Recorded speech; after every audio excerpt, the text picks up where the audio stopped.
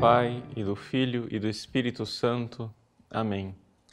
Inspirai, ó Senhor, as nossas ações e ajudai-nos a realizá-las, para que em vós comece e para vós termine tudo aquilo que fizermos por Cristo, Senhor nosso.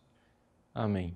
Santa Maria, Mãe de Deus, rogai por nós. Em nome do Pai, do Filho e do Espírito Santo. Amém. Muito bem, boa noite a todos, bem-vindos ao nosso programa ao vivo, uma alegria nós estarmos juntos, mais uma vez, para refletirmos e partilharmos um pouco a nossa fé. Vejam, no dia 15 de agosto, agora, daqui a 2 dias, inicia um tempo que devocionalmente nós chamamos de Quaresma de São Miguel. Esse tempo vai até o dia 29 de setembro, que é a festa dos santos arcanjos Miguel, Gabriel e Rafael. Gostaria então de refletir um pouco sobre esta devoção, explicar sua origem e fazermos um pouco algumas reflexões espirituais sobre a realidade angélica, sobre São Miguel Arcanjo, a sua missão. O Papa Francisco recentemente quis inaugurar uma imagem de São Miguel Arcanjo nos jardins do Vaticano e consagrar o Estado, cidade do Vaticano, a São Miguel e a São José. Então, é um tempo favorável para nós refletirmos a respeito deste santo arcanjo. Muito bem, vamos começar então explicando a origem da Quaresma de São Miguel. A origem da Quaresma de São Miguel está ligada a São Francisco. São Francisco de Assis, como vocês sabem, era um homem de muita penitência. Aliás, o próprio franciscanismo, ou seja, o movimento franciscano, ele se explica um pouco nessa categoria da penitência. Ou seja, naquela época, na igreja medieval, havia os monges, havia os padres e havia os leigos em geral. Não havia religiosos de vida apostólica ativa como nós temos hoje. Então, quando São Francisco se converteu, ele entrou, na verdade, num grupo, digamos assim, na ordem dos penitentes. Ou seja, tratava-se de um grupo de pessoas que fazia penitência publicamente. E ele também pregava o Evangelho. Então, dessa forma, foi surgindo a ordem dos franciscanos.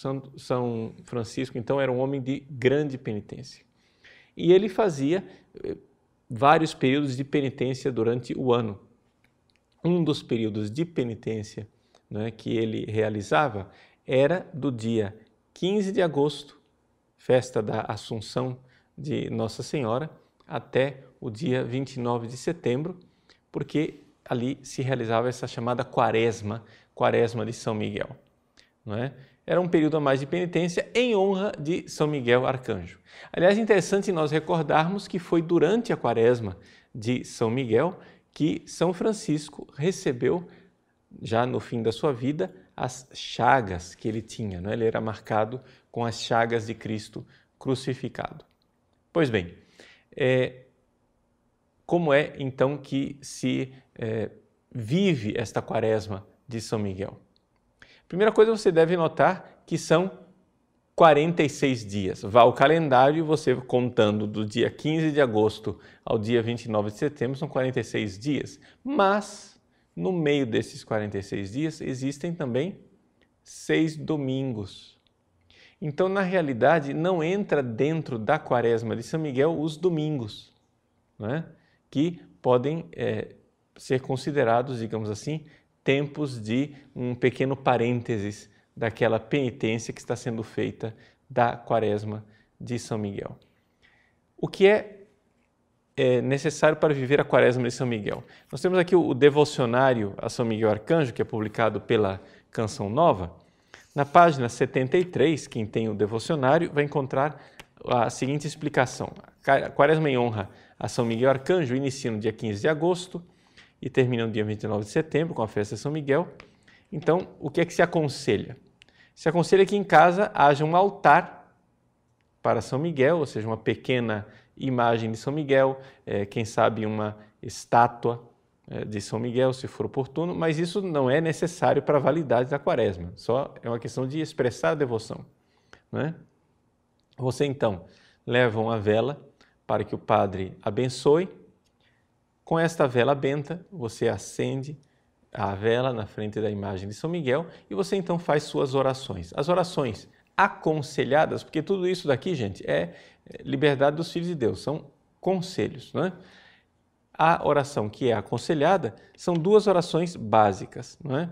Evidente que você inicia com o sinal da cruz, então você reza a oração a São Miguel Arcanjo, que foi composta pelo Papa Leão XIII, não é? Aquela famosa oração, São Miguel Arcanjo, defendei-nos no combate, sede nosso refúgio contra a maldade e as ciladas do demônio. Ordene-lhe Deus, instantemente o pedimos, e vós, príncipe da milícia celeste, pela virtude divina, precipitai ao inferno Satanás e todos os espíritos malignos que andam pelo mundo para perder as almas. Amém. E aí, se aconselha também fazer a ladainha de São Miguel Arcanjo.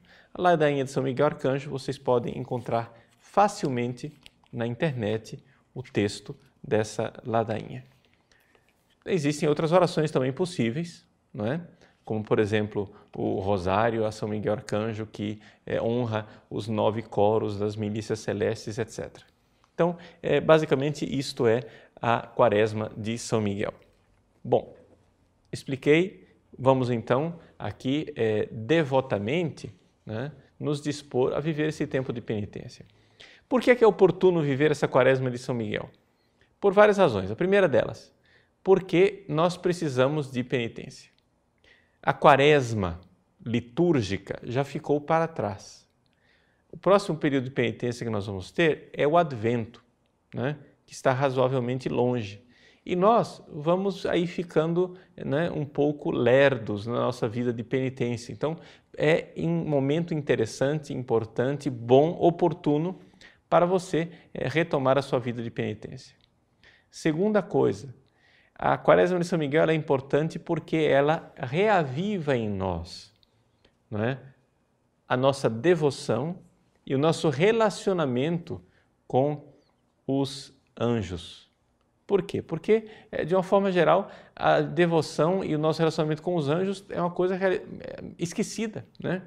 Nós estamos um pouco nos esquecendo do relacionamento com os anjos. Os anjos são uma criação de Deus extraordinária e estão a nosso serviço. Então, para você compreender, não é, quem são os anjos e como é que eles se relacionam conosco, você aqui veja o seguinte. Olhe para a criação material. A criação material ela tem graus, não é verdade? Então você tem os minerais, que são realidade morta e inanimada. Você tem depois os vegetais, você tem os animais e no topo dos animais você tem então os seres humanos, que são, digamos assim, uma realidade de transição. O ser humano está na transição entre o mundo material e o mundo espiritual, porque o homem tem alma. Nós somos corpo e alma. Nós somos mais ou menos uma síntese, poderíamos dizer, quase que do universo criado, não é? Acontece que entre o homem e Deus existem também outros seres, que são os anjos. Os anjos são seres espirituais que não possuem corpo, mas que estão a serviço de Deus. Eles são muito mais poderosos e muito mais gloriosos do que nós, homens, seres humanos, não é? Mas Deus quis que muitos deles estivessem a nosso serviço. Se você for estudar um pouco, nós temos uma aula sobre isso, não é? No nosso curso de catecismo da Igreja Católica. Então, aqueles que fazem o curso de catecismo e são alunos inscritos podem aprofundar com relação a essa realidade dos anjos. Existe a hierarquia celeste, né? Os 9 coros dos anjos. Como é que os autores espirituais chegaram a essa distribuição dos 9 coros dos anjos? Bom, por uma realidade muito simples. Alguns deles tiveram realmente revelações divinas. Outros fizeram um raciocínio simplesmente teológico-filosófico. Ao olhar a Bíblia, você encontra lá 9 nomes diferentes para designar os anjos, começando dos serafins, né, os querubins, os tronos e assim por diante, os 9 tipos de anjos que estão na hierarquia celeste. Depois, os autores teólogos começaram a refletir que existem 9 funções diferentes para os anjos e distribuíram, então, essas 9 funções nos 9 coros. As coisas são muito simples, não é? É importante, porém, a gente lembrar o seguinte, que os anjos que estão em contato conosco são aqueles das hierarquias, não é, inferiores. Por quê? Essas hierarquias inferiores é que lidam com o mundo dos homens. Então, dentro desse coro mais inferior estão os anjos, em geral, onde estão os nossos anjos da guarda. Acima deles estão os arcanjos. Algumas pessoas acham que os arcanjos são anjos que estão no topo da hierarquia, mas não é verdade. Eles são, digamos assim, o segundo grau. Ainda tem para cima deles, não é, outros 7 graus mais importantes do que os arcanjos. Vamos então entender um pouco, não é, quem é São Miguel Arcanjo, né, que está nessa hierarquia, e que nós iremos comemorar no dia 29 de setembro, junto com outros 2 arcanjos, Gabriel e Rafael. Bom, vou tentar explicar isso partindo das Sagradas Escrituras. Veja, a própria Bíblia nos fala de como foi que surgiram os demônios. Deus criou os anjos. Antes mesmo da criação do mundo, antes que o mundo existisse, não é? Os anjos já existiam. É um pouco complicado explicar para vocês, assim, com brevidade, como é que os anjos vivem o tempo, não é? Porque, na realidade, cada anjo tem o seu tempo. O tempo, assim como nós aqui, seres humanos, vivemos o tempo em comum, nós estamos aqui sincronizados no mesmo tempo, os anjos não são assim. Cada anjo tem, digamos assim, o seu relógio diferente. De tal forma que uma coisa que para um anjo dura 1 segundo, para um outro dura séculos. Então, cada anjo é um pouco diferente. Seja como for, existe o tempo para os anjos. E como é que nós sabemos que existe o tempo para os anjos? Nós sabemos que existe o tempo para os anjos porque eles foram criados todos bons. Mas, conforme a Sagrada Escritura, 1/3 desses anjos decaíram, ou seja, 1/3 das estrelas do céu caíram. 1/3 das glórias celestes precipitaram no abismo do inferno por desobediência. Ora, se eles eram bons e ficaram maus, existe um antes, existe um depois. Se existe um antes e existe um depois, de alguma forma, isso é um tempo. Nós não conseguimos imaginar o tempo dos anjos, porque nós não temos experiência disto. Mas, logicamente, conceptualmente, filosoficamente, nós vemos que existe um tempo para os anjos. Então, os anjos, eles viveram um tempo, um período de tempo. Deus os criou e pediu deles uma provação, um momento de fé em que eles deviam confiar em Deus. É importante nós lembrarmos que quando Deus criou os anjos não estavam na presença de Deus. Deus se revelava a eles de alguma forma, né, muito superior, maravilhosa, mas era uma revelação, não era Deus face a face. Eles não viam Deus face a face. Aí você vai dizer, padre, como é que o senhor sabe disso? Por lógica das coisas.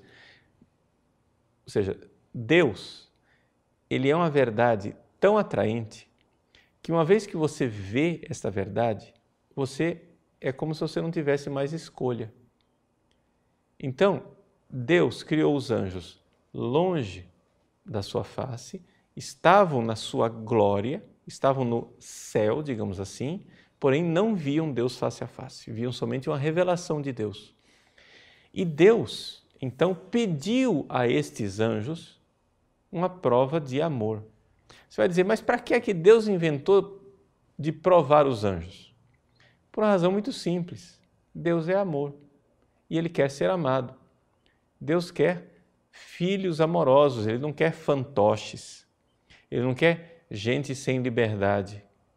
Então é assim que Deus permitiu que os anjos fossem provados para que os anjos aceitassem o amor dEle, se submetessem no amor dEle e assim o adorassem, mostrassem o seu amor e fossem admitidos ao céu conforme a glória de cada um.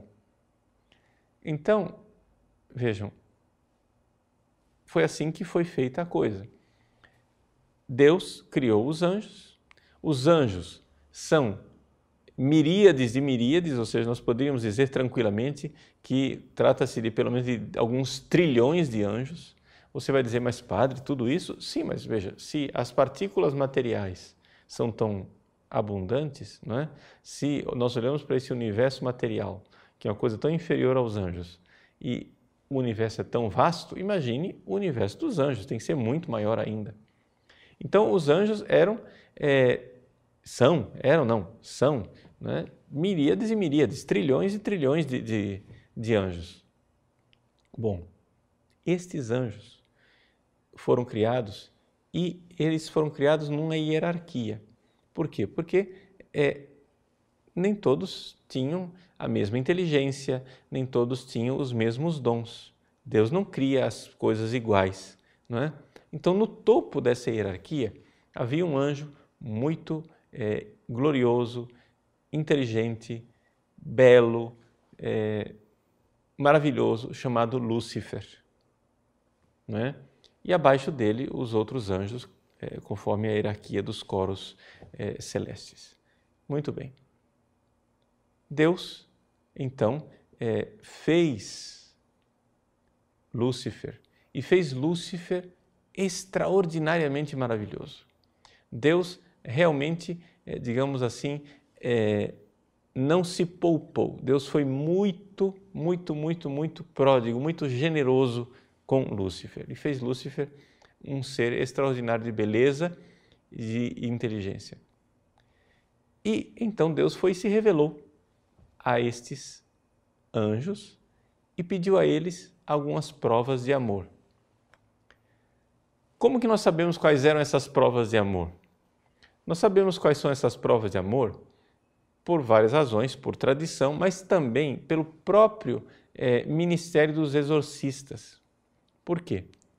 Porque nós vemos que existem algumas ideias que são insuportáveis para os demônios, não é? Os demônios, eles não têm corpo, então eles sofrem quando nós colocamos diante deles algumas verdades.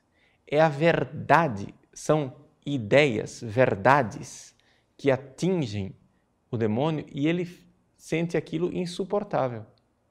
Então existem algumas verdades que os demônios, contra as quais os demônios se revoltam de forma especial. Então, pela tradição e pela reação dos demônios aos exorcistas, nós podemos ver o seguinte, que Deus criou os anjos e pediu a eles o seguinte, olha só, eu quero de vocês que vocês se submetam ao meu amor e que vocês mostrem que aceitam o meu amor e que estão dispostos a me servir. Então vocês irão me adorar quando o meu filho, a segunda pessoa da Santíssima Trindade, se encarnar num homem. E Deus então mostrou o que viria a ser a humanidade. Os anjos ficaram chocados com aquilo, não é? A ideia foi chocante.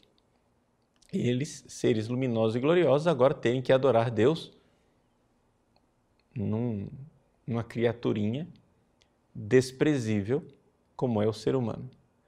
No entanto, os anjos aceitaram aquilo, alguns já começaram a se revoltar. a segunda ideia que os anjos especialmente, contra a qual os anjos especialmente se revoltaram. Deus revelou que os seres humanos iriam pecar e que o filho dele iria terminar morrendo na cruz. Pois bem, eles, anjos, deveriam adorar o Cristo crucificado. A ideia tornou-se ainda mais repugnante para muitos desses anjos.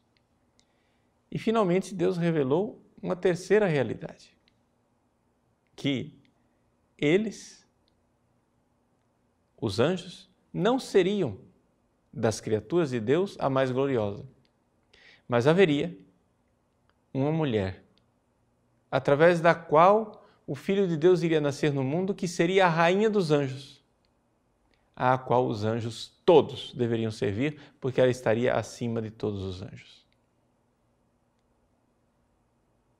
Diante dessas verdades, Lúcifer e os demônios começaram uma batalha no céu. Esta batalha foi uma batalha de ideias.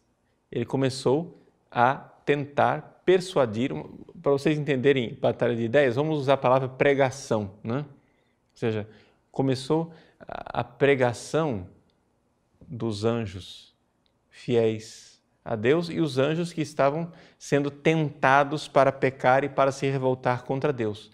E eles começaram então esta luta lá, uma luta celeste, não é? De tal forma que houve perdas dos dois lados. Houve perdas do lado dos anjos bons e perdas do lado dos anjos maus, ou seja, anjos maus se converteram e voltaram para Deus e anjos bons se perderam e foram para o inferno, não é? Essa batalha, não é, está descrita com toda a brevidade de um parágrafo no livro do Apocalipse. Está escrito em Apocalipse capítulo 12, versículo 7. Houve uma batalha no céu. Miguel e os seus anjos tiveram de combater o dragão, e o dragão e seus anjos travaram combate, mas não prevaleceram. E já não houve lugar no céu para eles. E foi então precipitado o grande dragão, a primitiva serpente, chamado Demônio e Satanás, o sedutor do mundo inteiro, foi precipitado na terra e com ele os seus anjos. É um parágrafo. Na verdade, são 3 versículos. E ali está resumida toda essa história dos anjos, que é uma história que nós não sabemos avaliar no tempo, porque é no tempo angélico. Mas é uma longa história, antes da história da humanidade, que nos foi revelada. Pois bem, onde entra São Miguel Arcanjo nesta história? Se você quiser um pouco crescer no conhecimento dessa história, eu sugiro para você a leitura de um livro do padre José Antônio Fortea, aquele mesmo padre que escreveu a Suma Demoníaca, não é? Um livro chamado História do Mundo dos Anjos. Esse livro é publicado pela editora Palavra e Prece e é muito interessante porque o padre Fortea escreveu em forma de romance, por assim dizer, né?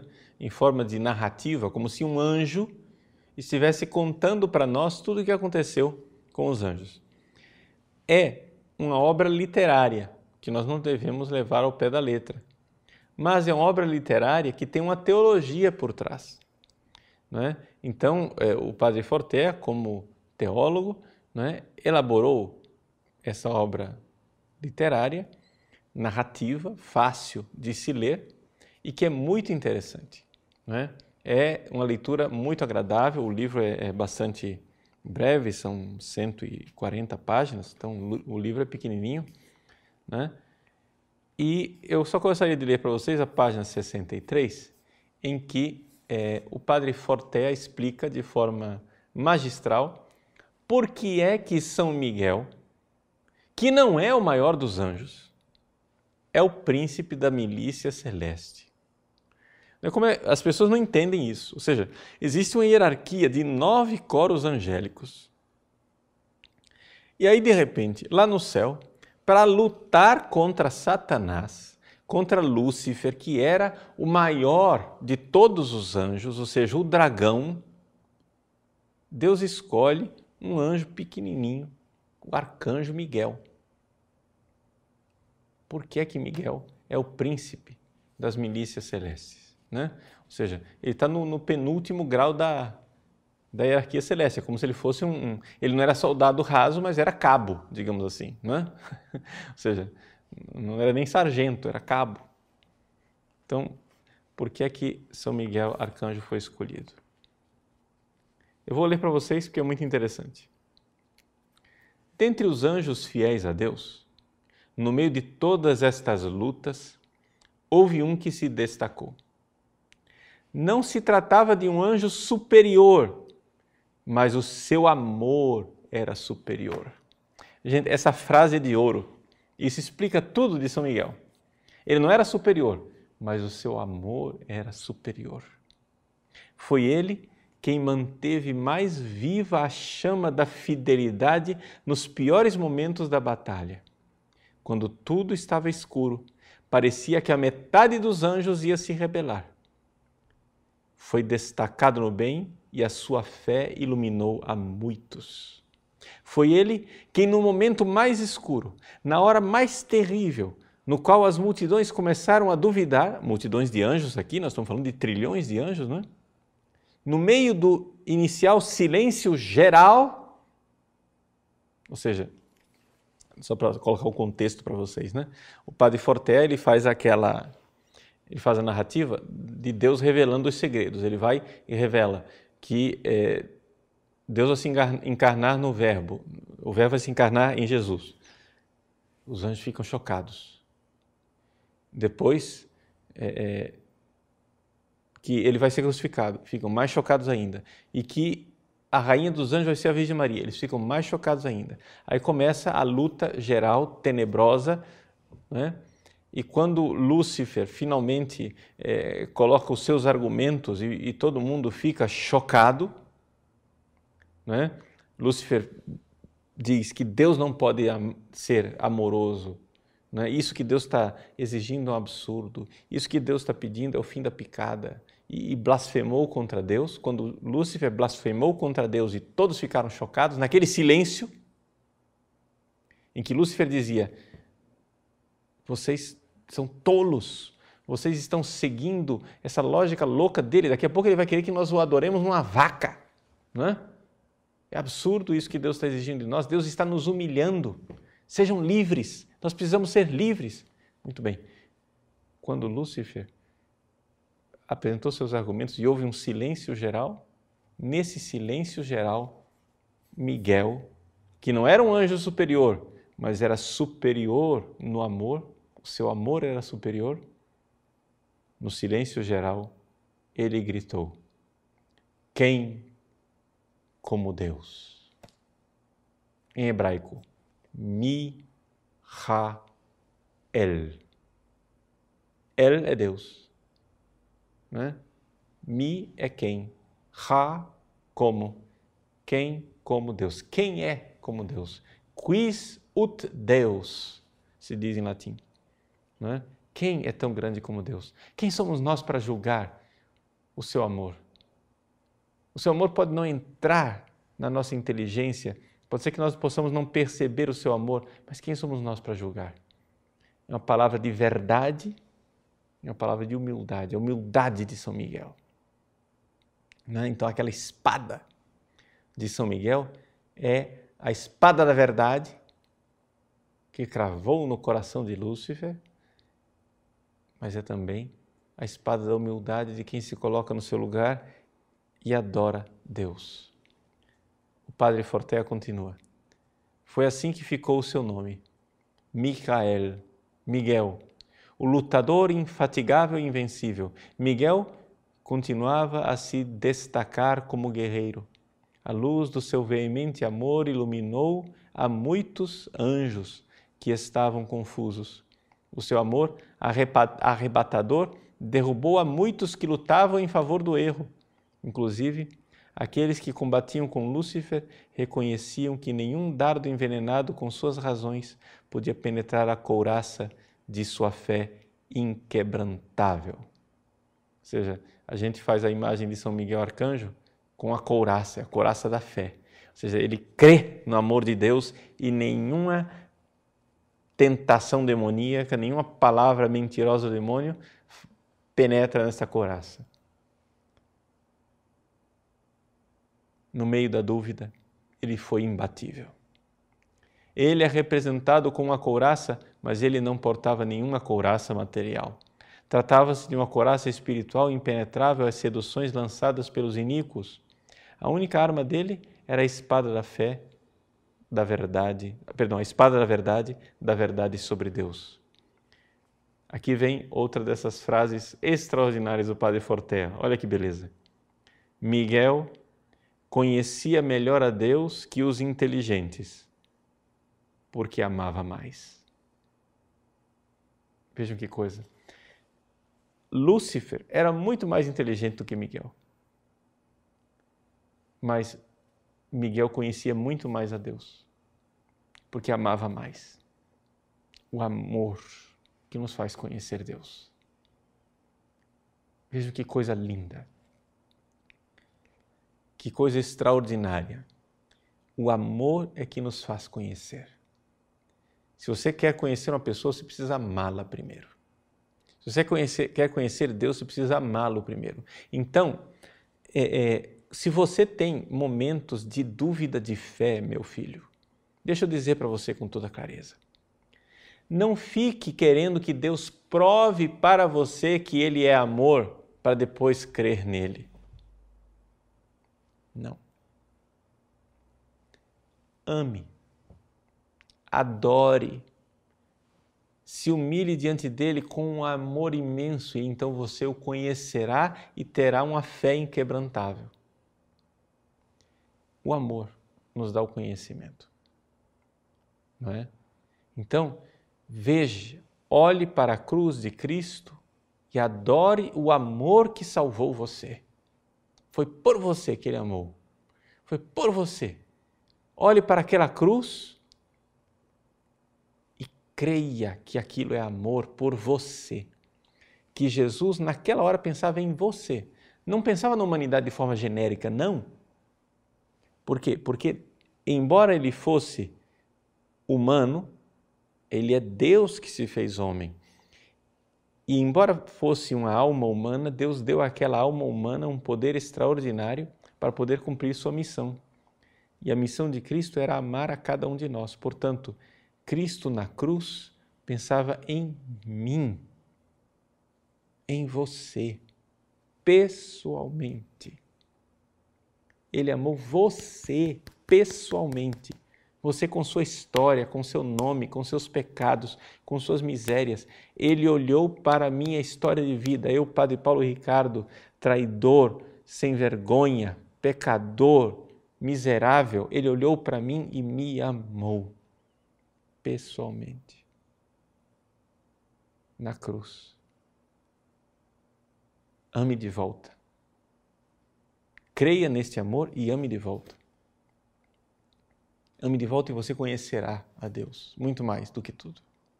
Se você ousadamente amar de volta este amor, você o conhecerá e tudo então começará a ter uma lógica, tudo então começará a ter sentido. Você poderá ter a fé inquebrantável de Miguel, você poderá usar a palavra da verdade, a humilde palavra da verdade, para rebater as ciladas e as misérias e as mentiras do inimigo. Miguel conhecia melhor a Deus que os inteligentes, mais do que os inteligentes, porque ele amava mais. Por essa razão, aqueles que foram ao seu encontro tiveram que recuar, ou seja, os malignos, os miseráveis, não é? Que tiveram que recuar diante disso tudo. Algumas pessoas ficam perguntando, padre, mas por que é que Deus não perdoa Satanás? Por que é que Deus não perdoa Lúcifer? Bom, a realidade é a seguinte, ele ofereceu o perdão para Lúcifer nesse tempo do perdão. Na página 89, o padre Fortea, digamos assim, redige na narrativa dele o diálogo de Deus com Lúcifer quando Deus oferece a última chance para Satanás. Ele diz assim, meu filho, é Deus falando com Lúcifer, volta para mim. Esta é a tua última oportunidade. O teu pecado não é maior do que a minha misericórdia. Fui grande ao criar o céu, mas maior é o meu perdão. Se retornares e choras as tuas faltas, tu serás a joia do céu. A luz da minha compaixão perfeita resplandecerá em ti. Os milênios te contemplarão e me glorificarão. E aí Deus fala, veja, Lúcifer, se você voltar atrás, se você se arrepender, os seres humanos que vão pecar, não é? Eles irão olhar para você, Lúcifer, e vão dizer assim, nossa mãe, se Deus perdoou Lúcifer, vai perdoar nós também. Não é? Eles, olhando, compreenderão que não há pecado que não possa ser perdoado. Tu, melhor do que ninguém, poderás transmitir esta confiança àquele que caiu. Tu serás um grande pregador, um grande intercessor ao longo dos séculos. Então Deus está dizendo, Lúcifer, eu dou para você uma missão, você se converta e aí você vai ser aqui no céu um intercessor que vai dizer assim, vai repetir sempre. Pai, se perdoastes a mim, perdoa também a eles. Essa era a proposta de Deus para Lúcifer. Mas é evidente que Lúcifer não aceitou.